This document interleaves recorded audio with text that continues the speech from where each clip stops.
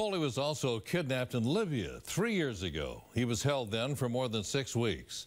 Shortly after his release, he appeared on the CBS Early Show and explained why he risked his life to cover conflicts around the world.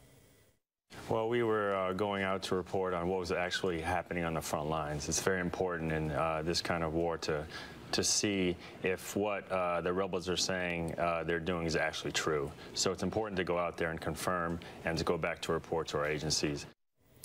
For more on Foley's career here in Boston, let's get right to Katie Brace. She's live outside the GlobalPost headquarters. Katie. And Jack, as you mentioned, GlobalPost is right behind me here. And the company says earlier this year it had a strong indication that Islamic militants were holding the journalist. James Foley was an experienced international journalist. He was working for the international news company GlobalPost at the time of his capture. With the release of the ISIS video, GlobalPost released a statement saying, in part, "We deeply appreciate all of the messages of sympathy and support that have poured in since the news of Jim's possible execution first broke."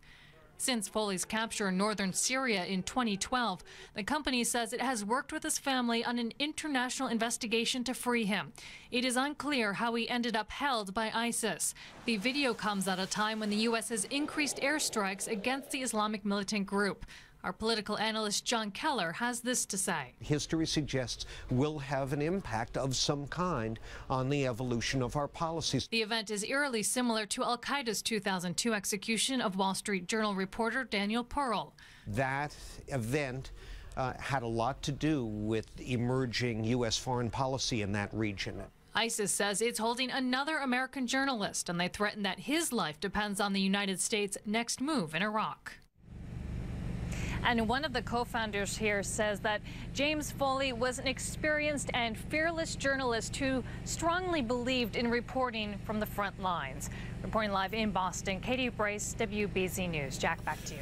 Katie, thank you. Foley studied history in college. Before he became a journalist, he taught schools in Arizona, Chicago, and right here in Massachusetts.